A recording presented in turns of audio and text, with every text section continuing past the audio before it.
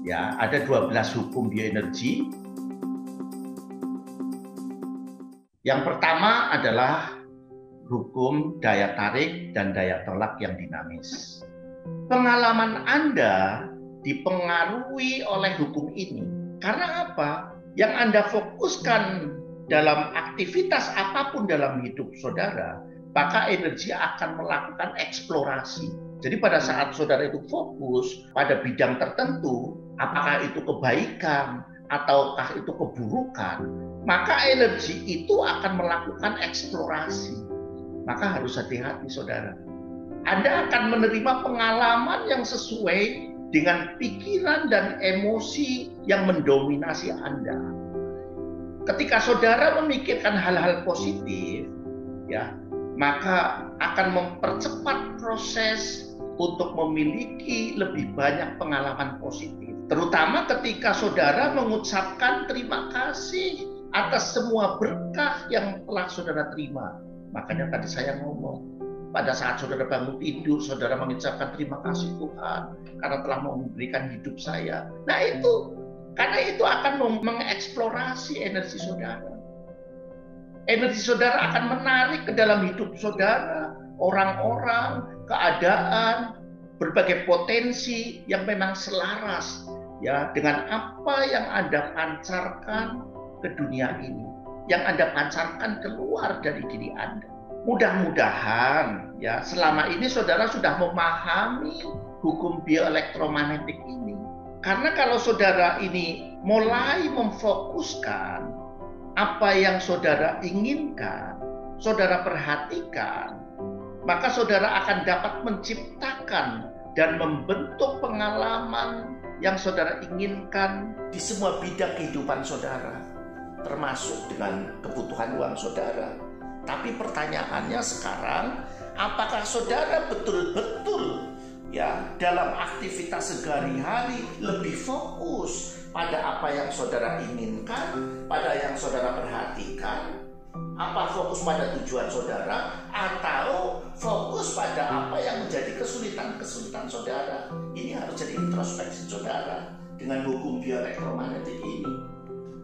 Karena pada dasarnya ya hukum bioelektromagnetik beroperasi pada pikiran saudara, kata-kata saudara, emosi saudara, dan tindakan saudara. Di mana energi ini akan menghubungkan saudara ke semesta, ke berbagai potensi yang akan kembali ya berbalik energinya mengalir kepada pengalaman-pengalaman yang akan saudara dapatkan. Saat energi saudara mengalir keluar dari tubuh saudara, ya, seperti ibaratnya sinyal atau gelombang udara atau frekuensi. Anda memancarkan frekuensi yang tepat, sinyal yang tepat, ya, maka hanya panjang gelombang yang sama yang akan ya terhubung dengan frekuensi yang sama.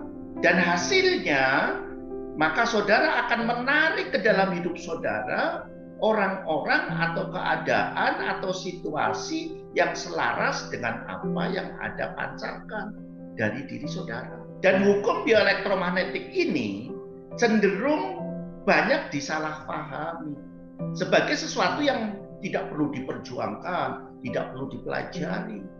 Saudara pada saat dengar tuh ada hukum bioelektromagnetik, oh itu toh daya tarik dan daya tolak yang dinamis. Ya, seolah-olah hukum bioelektromagnetik itu akan bekerja begitu saja tanpa saudara melakukan perubahan. Jadi harusnya saya sudah berulang kali pada saat saudara ikut pelatihan, pada saat saudara setelah minum kapsul bioenergi, saya selalu menekankan harus melakukan perubahan-perubahan dari cara bertindak saudara, isi hati saudara, ya, isi pikiran saudara harus berubah. Saya selalu menekankan dan saudara nanti konsultasi itu perubahannya apa. Tapi ternyata mereka nggak melakukan konsultasi. Padahal hukum bioelektromagnetik ini sebetulnya alat yang dinamis untuk membantu Anda. Ini sebuah alat spiritual. Jadi hukum bioelektromagnetik ini sebetulnya adalah alat spiritual ya, alat yang dinamis untuk membantu saudara. Dan ini sangat dibutuhkan untuk mewujudkan harapan-harapan saudara. Tapi saudara harus berani berubah. Saudara harus berani merubah diri sendiri agar energi saudara sesuai dengan energi apa yang saudara harapkan dalam hidup ini. Ya, saudara harus apa? Hatinya baik, pikirannya positif, tindakannya baik. Hindari itu kegalauan, hindari itu kemarahan, keresahan, apalagi sampai nyari kambing hitam, nyalahin orang lain. Karena apa? Ya, hukum bioelektromagnetik tidak dapat digunakan untuk merugikan orang lain atau sebagai obat untuk menyembuhkan penyakit misalnya. Nggak bisa gitu loh. Ya, tapi ya niat baik saudara ya setelah belajar bioenergi bisa membantu mengalirkan energi kebaikan gitu, niat saudara. Jadi bukan hukumnya itu sendiri. Saudara harus dengan benar memanfaatkan hukum ini. Bisa nggak Pak saya menerapkan hukum bioelektromagnetik ya untuk nyantet orang, ya untuk nyakitin orang? Bisa saja itu terjadi. Tapi yang terjadi adalah kerugian untuk diri saudara. Bukan kebaikan yang saudara dapatkan, tapi justru kejelekan-kejelekan. Maka kiat utama apa supaya saudara itu benar-benar bisa mendapatkan manfaat dari hukum bioelektromagnetik yang selama ini sebetulnya sudah saudara pahamin? Maka saudara harus menciptakan kreativitas dalam tindakan-tindakan saudara. Jadi kalau tindakan ini nggak berhasil, coba melakukan tindakan itu yang kira-kira berhasil menurut saja. Lakukan tindakan-tindakan yang baik. Kalau saudara itu mau menuju ke tujuan saudara dalam kenyataannya, pasti saudara kan bisa melewati jalan A, jalan B, jalan C. Jalan A lagi ada perbaikan, maka saudara diarahkan ke jalan B. Ternyata jalan B juga susah, ke jalan C. Tapi nanti ujung-ujungnya kan sampai ke tujuan saudara, walaupun saudara harus muter-muter. Tapi akhirnya sampai, daripada saudara hanya melakukan satu tindakan karena ada hambatan, ya sudah berhenti di situ aja, nggak mencari jalan lain.